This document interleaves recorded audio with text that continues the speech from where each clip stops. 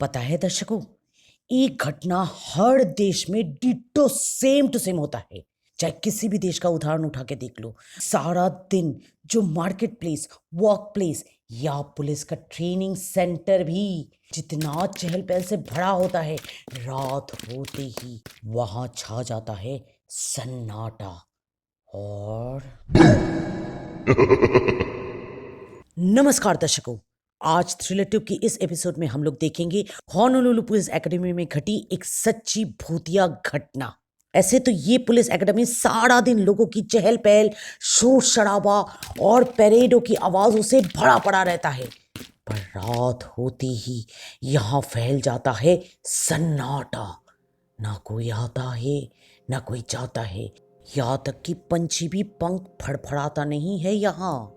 अब आप बोलोगे, ये तो हर एक वर्क प्लेस की खासियत है, जहां लोग सारा दिन इतनी भारी तादाद में घुमा फिरा करता है, रात होते ही लोग अपने अपने घर पे जाकर सो जाते हैं, थोड़ी ना वो अपने वर्क स्पेस में रह जाएंगे। तो यहाँ इस कुकुलू मकाई पुलिस ट्रेनिंग एकेडमी में सन्नाटा हो जाना कौन सी बड़ी बात है, जो इसने टीवी मीडिया का ध्यान भी खींच लिया और हमारी इस चैनल थ्रिलर ट्यूब का एक कंटेंट बन गया। खासियत है यहाँ पर घटने वाली असाधारण गतिविधियों का, जो दिन प्रतिदिन इतनी बढ़ी जा रही थी कि अंत में इस पुलिस एकेडमी को एक नाइट गार्ड मुतयन करना पड़ा। अब आप लोग बोलोगे, एक नाइट गार्ड क्यों? अगर असाधारण गतिविधियां है तो एक बाबाजी या तांत्रिक या एग्जॉर्सिस्ट को बुलाना चाहिए था। नाइट गार्ड से क्या होगा? पर ये सवाल करने से पहले आप एक बात भूल रहे हो, पुलिस और विज्ञानियों का तो पैदाइशी दुश्मनी है ना सुपरनैचुरल से। उन लोग क्यों ये सब मानने जाएंगे? उन लोग तो सोचेंगे कि ये कोई चोर या कोई क्रिमिनल या कुछ घुसपैठिया का कांड होगा, इसलिए उन लोग ने मुतयन किया एक नाइट गार्ड। पहला कुछ दिन तो नाइट गार्ड रॉनी को ये ड्यूटी बहुत ही शांतिपूर्ण और आरामदायक लगी। इतने बड़े ग्राउंड में वो अकेला मस्त एकदम, सिर्फ कुछ कमरों को चेक करना है, उसकी खिड़कियां और दरवाजे को ठीक से लॉक है कि नहीं ये देखना है, और फिर एक ग्राउंड का पूरा चक्कर काट के अपने आप कैफेटेरिया के एरिया में अकेले बैठ जाना है, शांतिपूर्ण। पर फिर कुछ ही दिनों में वो घटी रॉनी के जीवन में जो उसने कभी कल्पना तक भी नहीं किया था। एक रात ऐसे ही एक रूटीन चेक के दौरान उसे सुनाई दिया कुत्तों के फैसिलिटी से आता हुआ बहुत सारे कुत्तों का भौंकने की आवाज एक साथ। घुसपैठिया का आशंका करते हुए रॉनी ने अपनी पैर जल्दी चलाते हुए कैनाइन ट्रेनिंग एरिया तक पहुंचा और वहां जाकर देखा कि बिल्डिंग की सारी दरवाजे और खिड़कियां जो अब तक टाइटली सिक्योर्डली लॉक था, अपने आप ही बंद हो रहा है और खुल रहा है। और इसमें सबसे डरा देने वाली बात क्या है पता है? उस दिन था विंडलेस नाइट, यानी एकदम भी हवा नहीं था।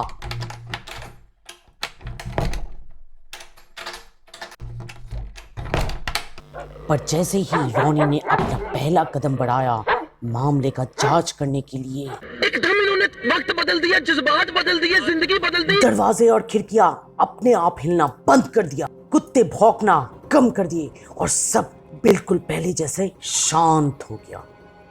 रॉनी ने आवाज लगाया, हेलो एनीबॉडी हियर? पर किसी ने उसका जवाब नहीं दिया।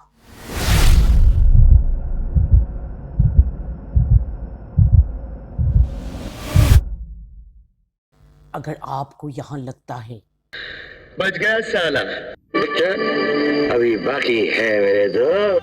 कुछ ही दिनों के अंदर रॉनी पे टूटा दहला देने वाली एक दूसरी कहर। हर रोज की तरह मेन गेट को जब बंद करके रॉनी कैफेटेरिया के सुनसान बेंचों में जाकर बैठा थोड़ा विश्राम फरमाने के लिए, उसे अचानक से ही दिखाई दिया एक मेट गाला टाइप गाउन पहनकर एक औरत को अंदर आते हुए। ये सोचकर शायद वो औरत अपना रास्ता भटक गई है, रॉनी ने अपना हाथ हिलाया और उठ खड़ा हुआ उससे बातें करने के लिए। पर देखते ही देखते वो औरत अचानक से ऐसे ही आंखों के सामने हवाओं में गायब हो गई। ये अविश्वसनीय घटना रॉनी के लिए काफी था और वो पीछे मुड़ा अंदर प्रस्थान करने के लिए। एंड गेस व्हाट, कौन प्रकट होता है इस बार? फिर से वो वाइट गाउन पहनी औरत। और इस बार उसका चेहरा साफ साफ नजर आया, जो कि बहुत ही गुस्से वाली थी। वो रोनी की तरफ बढ़ती रही और रोनी चीखना चाहता था, चिल्लाना चाहता था, भागना चाहता था, पर उसका पैर जैसे जमीन पे गड़ चुका था, जम चुका था। वो कुछ भी करने की क्षमता खो चुका था कि अचानक फिर से बच गया साला। वो औरत फिर से गायब हो गई और रोनी थका हारा हुआ फिर से कैफेटेरिया के चेयर पे बैठ गया, अपना सर पकड़ के, और सोचने लगा कि उसने जो भी देखा, जो भी महसूस किया भी अभी, क्या वो सच था या ऐसे ही उसका मन का भ्रम। फिर ध्यान में आया कि मेन गेट तो उसने बंद कर चुका था, फिर वो औरत अंदर आई कैसे। मेन गेट को चेक करने के उद्देश्य से जैसे ही रोनी अपना सर ऊपर उठाया तो नजर आई वही भूतिया औरत सामने वाली कुर्सी पे बैठकर उस पर नजर गड़ाते हुए। बस रोनी एक क्षण का भी विलंबना ना करते हुए अपनी कुर्सी से उठा, पीछे मुड़ा और कुल्लू मकाई पुलिस एकेडमी को हमेशा के लिए अलविदा करते हुए वहां से जितना जल्दी हो सके भाग गया।